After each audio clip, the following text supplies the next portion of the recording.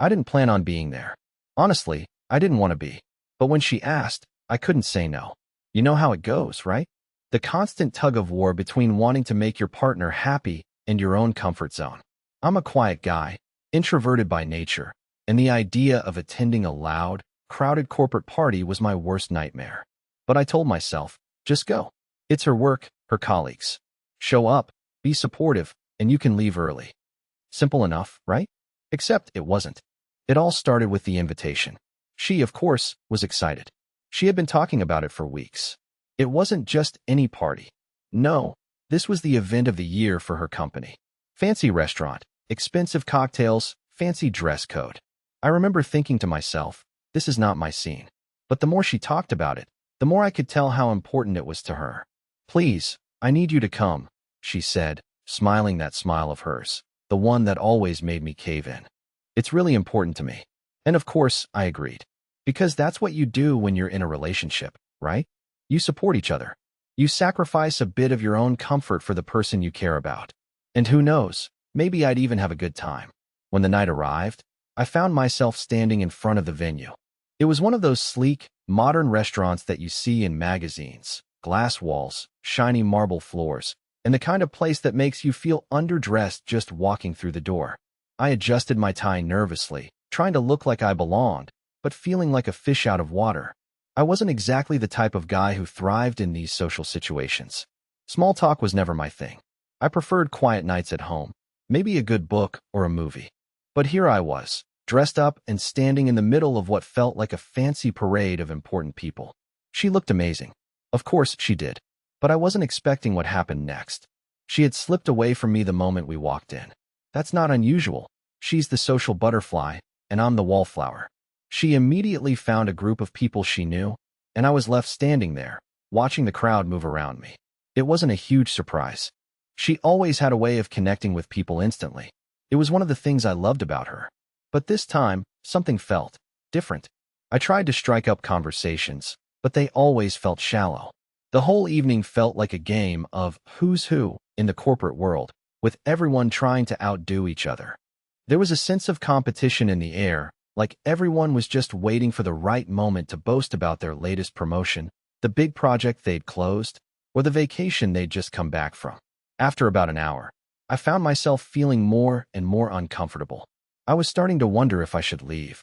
It was obvious that I wasn't fitting in, and to be honest, I didn't feel the least bit engaged in any of the conversations happening around me. I glanced around for Mara, hoping for a quick escape. But then, I saw something that changed everything. Mara was standing by the bar, laughing with someone. Nothing out of the ordinary.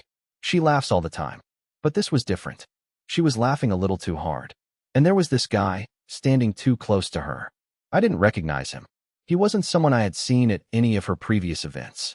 He was taller than me, dressed in a sharp suit, and had that type of confidence that came from knowing exactly how to work a room. And the way he was looking at Mara, there was something there that made my stomach drop. I don't know what it was.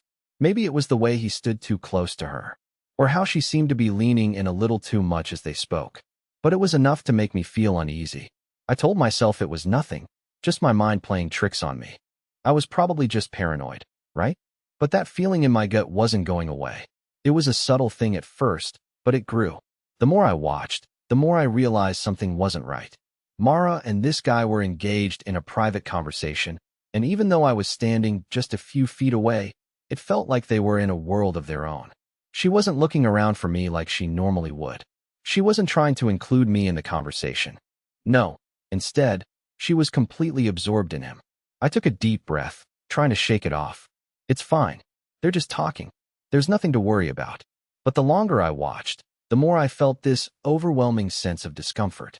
Something about their dynamic didn't sit right with me. They weren't just having a friendly chat. There was something else there. Something more. And then came the moment that made my blood run cold. Mara laughed at something the guy said, and as she did, he placed his hand on the small of her back. Just a brief touch, but enough to send a shockwave of panic through me. She didn't pull away. She didn't even flinch. She just smiled, completely at ease. My mind started racing. Is this happening? It was like everything around me slowed down. I watched as he leaned in closer, and for a brief second, I could see the intensity in his eyes. It wasn't just friendly banter anymore. There was something more to it. Something that felt personal. I felt sick to my stomach. My breath caught in my chest. This wasn't right. This wasn't normal. I tried to step forward, to say something, to break the tension. But before I could even take a step, I saw something that made me freeze in place. Mara's hand brushed against his chest. It was so small, so subtle, but it sent a wave of realization crashing over me. Something inside me snapped. I wasn't just uncomfortable anymore. I was certain. Something was happening right in front of me, and I had no idea how to stop it. I didn't know what to do, so I stood there, rooted to the spot, watching the scene unfold before my eyes. What was once just a feeling, just an inkling of doubt, was now a cold, undeniable truth. And from that moment on, everything changed. This is where it starts. The feeling of being trapped, the slow unraveling of trust, the realization that nothing is as it seems. Stay with me. You won't believe what happens next. I couldn't stop replaying that moment in my mind. The way Mara smiled at him, how she didn't even seem to notice that I was standing just a few feet away, feeling like a complete outsider. It wasn't the hand on her back that bothered me the most. It was the way she responded to it. She wasn't pulling away. She wasn't awkward about it. She was comfortable. I stood there frozen for a few moments, trying to process what I was seeing, trying to convince myself that I was overreacting. It was just a touch, just a laugh. But deep down, I knew that it was more than that. There was something about it that felt too familiar, too intimate. The way he was looking at her, like they shared a private joke, a connection that I wasn't a part of. The worst part? I didn't know this guy. I didn't even know his name. But he seemed to know her in a way I didn't. I tried to shake off the thoughts as I turned away, but they wouldn't go. I walked aimlessly around the venue, my eyes darting back to where Mara and Jason, I had learned his name when a colleague introduced him earlier, were talking. Each time I glanced over, they were a little closer, their body language more relaxed. She laughed again, and this time, it was different. It wasn't the carefree laugh she shared with everyone else. It was the kind of laugh that was reserved for someone who knew her, someone she had shared more than a few moments with. I stood there, feeling the uncomfortable weight of the situation pressed down on me. But I didn't know what to do. Confronting her would make me seem paranoid, over the top. And besides, maybe I was wrong. Maybe it was nothing. I could hear the little voice in my head trying to rationalize it, but the voice of doubt kept getting louder. What was I supposed to do? Leave? Walk out of the party and go home? That wasn't an option. Not without explaining why I was suddenly acting like a jealous fool. So instead, I stayed. I stayed and watched, as each second felt like a punch to my gut. Then, like a bad joke, I saw it happen again. Mara excused herself to get a drink, and I thought maybe, just maybe, this was my chance to finally get her alone, to pull her aside and ask what was going on, to confront her about what I'd seen. But before I could move, Jason was right there beside her, offering to get the drinks for both of them. She smiled, nodding enthusiastically, like she had been waiting for this moment. They walked off together, laughing and chatting. I watched them disappear into the crowd, and for the first time that night, I felt a cold, sinking sensation in my chest. I knew I should follow. I knew I should go up to her and ask what the hell was happening. But something kept me rooted to the spot. What if I was wrong? What if I was just making things up in my head? I had to trust her, right? But as they came back with drinks in hand, it hit me like a ton of bricks. Mara was glowing. She was radiating this energy I hadn't seen from her all night. She was happy. She was too happy. And that happiness was directed at him. It was subtle, but I noticed it. The way she held the drink, the way she leaned in when he spoke, the way she looked at him. This wasn't just a casual interaction. It was something more, something deeper. My heart was pounding in my chest, and I knew something had changed. I didn't know what yet, but I could feel it. Something had shifted, and I didn't know if I could go back to the way things were. She was right there, standing in front of me, and yet, it felt like I wasn't even in the room. She was caught up in whatever was going on between her and Jason, and I was just the guy who had shown up to the party to make an appearance. I smiled weakly, but inside, I was unraveling. I could feel the distance between us growing by the second, and I knew, deep down, I wasn't going to be able to ignore it any longer. What was happening to my relationship? And was I too late to do anything about it? The rest of the night felt like a blur. I wasn't really there. Physically, I was standing, talking, nodding, but mentally, I was 1,000 miles away. I kept watching them, Mara and Jason. Every laugh, every little touch, Every moment they shared just kept eating at me. It was like a slow burn, this suffocating feeling that wrapped itself tighter around my chest the longer I stayed. The worst part? No one seemed to notice. People were moving about, chatting, laughing, having a good time. But I felt like I was the only one in that room who knew what was happening. I was the only one who saw how Mara's eyes lit up when Jason spoke to her, how her body language shifted whenever he was near. I tried talking to a few people, trying to distract myself, but it was impossible. Every time I looked over, there they were, laughing, chatting, so comfortable with each other. Jason's hand casually brushing against her back. She didn't pull away. She didn't even seem to realize what was happening. Or worse, she did realize and didn't care. I hated the way this was making me feel. Hated the jealousy, the anger, the confusion. Mara had always been the one person who made me feel secure, like I mattered. But now I didn't even know who I was anymore. I was just the guy who stood off to the side while the woman I loved seemed to slip further away from me. And then it happened. Mara came over to me, but it wasn't the usual warm smile I was used to. No, this time it was a little forced, a little tight around the edges. "Hey, are you okay?" she asked, her voice tinged with concern. I nodded, trying to mask everything I was feeling. "Yeah, I'm fine. Just tired, I guess." She tilted her head, studying me for a second. "You sure? You've been kind of distant tonight." I wanted to tell her the truth. I wanted to say, "I see the way you look at him, Mara. I see how close you two are, and I can't stand it." But I couldn't. I didn't have the courage.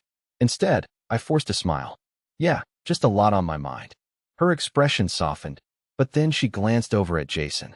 That brief glance was enough. It wasn't just casual, it was a signal, a silent acknowledgement of something between them that I wasn't part of. I could feel my blood start to boil.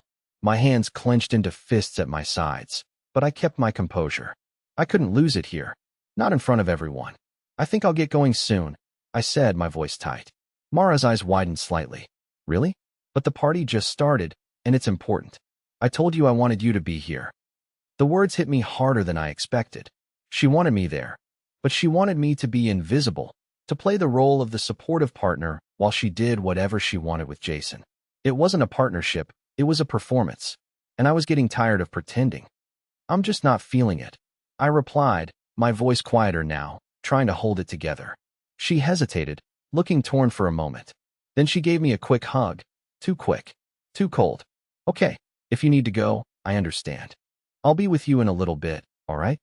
I wanted to say something, to tell her how I felt, how it had all changed for me. But I couldn't bring myself to do it. Not then. Not there. As I made my way to the door, I felt her eyes on me, but it didn't matter anymore. The distance between us had already grown too wide, and I wasn't sure I could cross it. As I stepped outside into the cool night air, I took a deep breath. I didn't feel relief, though. I didn't feel anything close to it. I felt lost. More lost than I had ever felt in my life. And in that moment, I realized something. This wasn't just a bad night. This wasn't a misunderstanding or a moment of insecurity. This was the beginning of something much bigger, something I wasn't sure I was ready to face. I was standing at the edge of something, and I wasn't sure if I wanted to look down. I couldn't sleep that night. Every time I closed my eyes, I saw her with him, laughing, talking, so comfortable in his presence. It was like they had their own world, and I was just a bystander watching it unfold. My mind raced, circling over the same thoughts again and again, like a broken record. What was going on? Was I just being paranoid? Was I reading too much into it?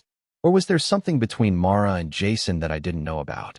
The next morning, I decided I couldn't let it go. I had to know the truth. I wasn't going to be the guy who just ignored the obvious signs. I needed answers. But how do you ask someone if they're cheating on you without sounding like a complete fool?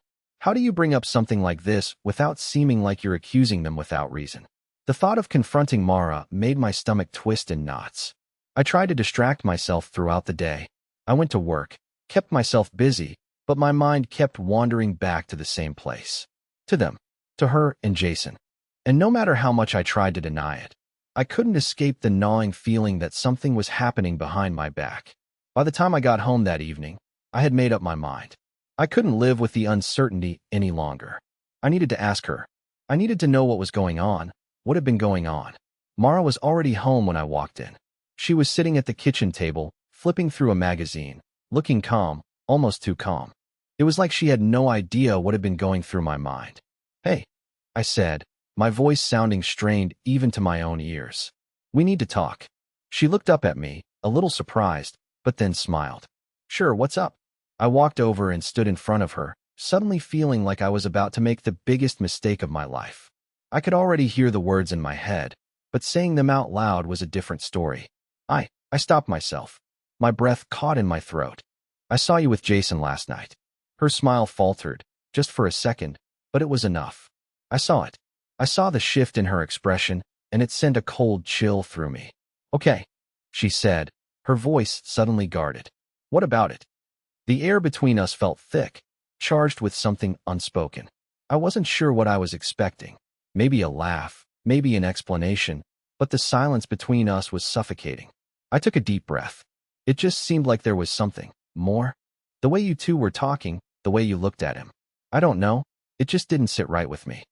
Her eyes flickered, and for a moment, I thought she might deny it. I hoped she would, but she didn't. Instead, she sighed, looking away for a moment before meeting my gaze. "I don't know what you think you saw, but it wasn't what you're imagining." I wanted to believe her. I wanted so badly to believe her. But something in her voice didn't match her words. "I'm not imagining it, Mara. You're not just friends with him, are you? Something's going on. You've been different lately. You've been distant with me." She stood up, looking frustrated now. "I'm not cheating on you. I can't believe you would even think that." Her words stung, but I couldn't back down now. "Then what is it? What's going on with you two?" Mara paused, her face softening, but only for a moment. "It's nothing. It really is nothing, okay?" I didn't know what to believe anymore. The more she said, the less I understood. Every answer felt like a half-truth, and every moment of doubt I had was turning into something much darker. "I just need you to be honest with me, Mara. For once. What's really going on?" For a long time, there was nothing but silence between us. It was like she was waiting for the right words to come, but I could see the hesitation in her eyes. I knew she was hiding something, but I didn't know what. Finally, she spoke again, her voice softer this time. "I can't explain everything to you right now. I just need time. Please, just give me some space." Space. I stood there, feeling like the ground had been pulled out from under me. I didn't want space. I wanted the truth. I needed it. But instead, all I had was uncertainty, and it felt like it was swallowing me whole. I didn't know what I was expecting from her answer. Space. It wasn't what I wanted to hear. The words hit me like a punch to the gut. Space meant distance. It meant that whatever was between us, whatever was breaking us apart, would continue to grow, unnoticed. I stood there, trying to hold myself together. "What do you mean, space?" I asked, my voice barely above a whisper. I was almost afraid to ask, afraid of the answer that might come. Mara's eyes seemed to avoid mine, focusing on the counter behind me instead. I don't know how to explain it. It's complicated." Complicated? I hated that word. It was the perfect excuse to avoid the truth.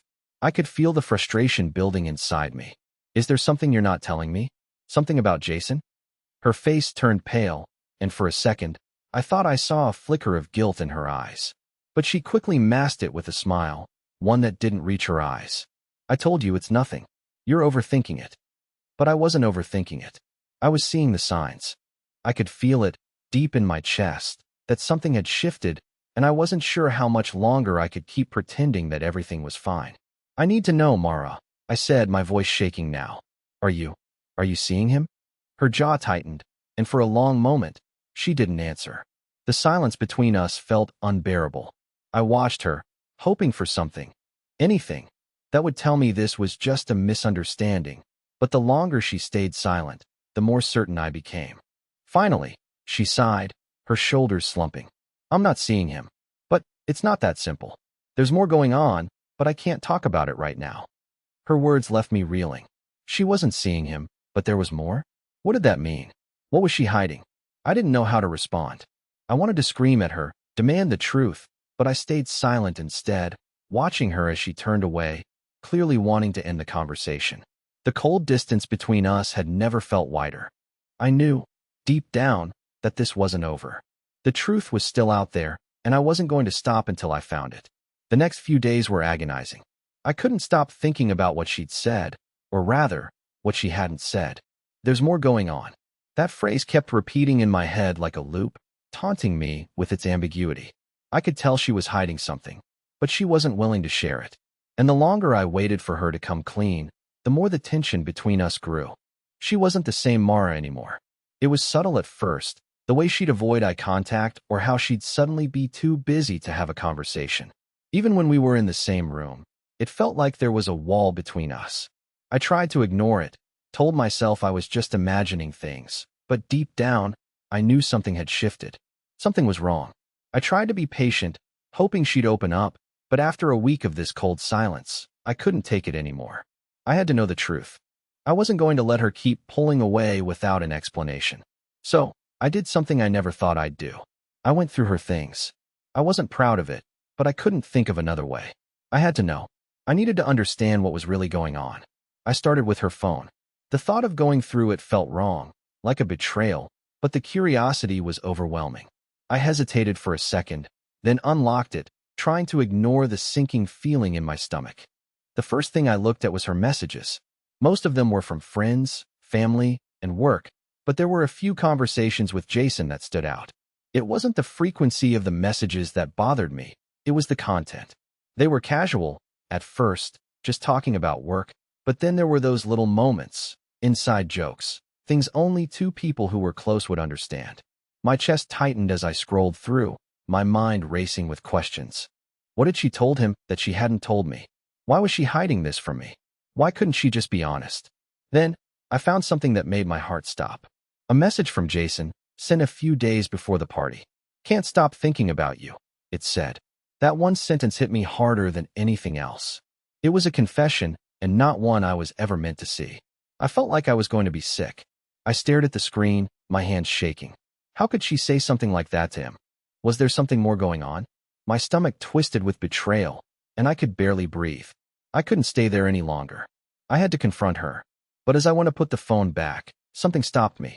I noticed a small note in the corner of her desk drawer, a piece of paper folded neatly in half.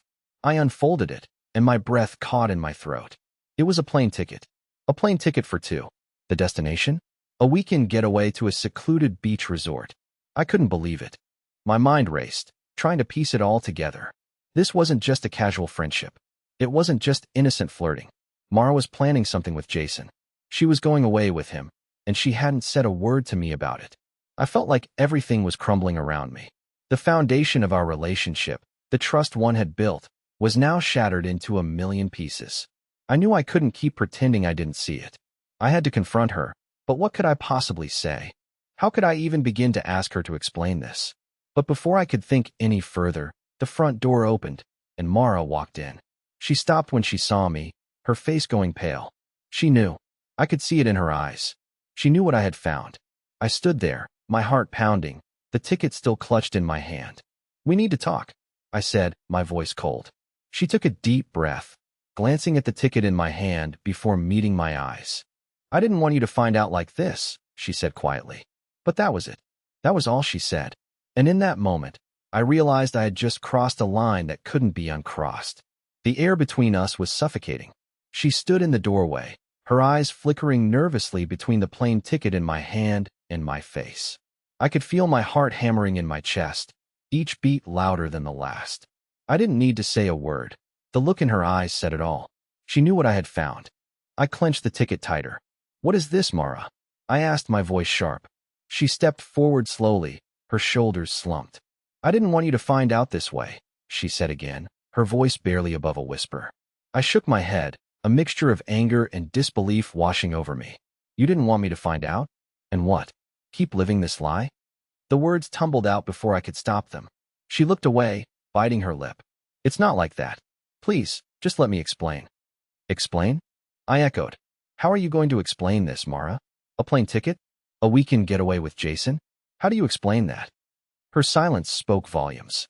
I could see her struggling for the right words, but nothing came. The weight of the truth hung in the air, suffocating both of us. "I didn't mean for it to happen," she said finally, her voice trembling. "It wasn't planned. Jason and we've gotten close. Closer than I expected. But it's not what you think." I felt the room spin. "What do you mean, not what I think? You're going away with him. What am I supposed to think?" Tears welled up in her eyes, and she took a shaky breath. It started out innocent, I swear. Just work stuff. We were friends. But then things changed. She hesitated, her voice breaking. I didn't want it to go this far. I didn't want to hurt you. Then why didn't you tell me? Why hide it? I had to find out like this. My voice cracked, the betrayal stinging more than I thought possible. I thought I could handle it. I thought I could keep things from getting complicated, she said, her eyes finally meeting mine. But I was wrong. I let it go too far. And now I don't know how to fix it. The words hung in the air between us like poison, suffocating everything. I wanted to scream, to lash out, but I couldn't find the strength. It felt like all the breath had been knocked out of me. Do you love him? I asked before I could stop myself. My voice came out hoarse, raw. She didn't answer right away. The silence felt like an eternity, and I could see the conflict in her eyes. I don't know, she finally said, her voice barely above a whisper. I care about him, but I love you. I swear I do. I don't know what happened. The words hit me like a slap in the face. I had always trusted her. She was the one I had built my life around. And now I was standing here, not knowing if she loved me at all. It felt like the world had tilted, and everything I thought I knew was crumbling. I can't do this, I said quietly. I can't be with someone who's not sure about me. She looked at me, her face full of pain, but I couldn't bring myself to comfort her. I'm sorry, she whispered. I never meant for it to go this far. I didn't mean to hurt you. But it was too late for apologies. The damage was done. I couldn't look at her the same way anymore. Every word she said, every tear that fell, only made it harder to breathe. I turned away, the ticket still clenched in my hand. I needed to get out. I needed air. I needed space from this suffocating reality we had created. I need to go, I said, my voice steady despite the storm raging inside me. Wait, Mara said, stepping forward. Please, don't go. We can fix this. I'll end things with Jason. I swear, I'll make it right. But I couldn't listen. I couldn't trust her anymore. Not after everything. Without a word, I walked out, slamming the door behind me. The world outside felt cold and empty, and for the first time in a long time, I felt utterly alone. The days that followed felt like a haze. I kept replaying everything in my mind, each moment with Mara, each lie, each piece of the puzzle that finally came together. I thought I'd be angry forever. I thought I would never be able to trust again. But somewhere between the endless nights of staring at the ceiling and the long walks to clear my head, something shifted. I didn't want to be bitter. I didn't want to let this betrayal define me. Yes, it hurt. Yes, Mara had broken my heart. But I wasn't going to let it ruin who I was or what I wanted from life. I focused on me for the first time in ages. I went back to the things I loved, reading, painting, catching up with friends.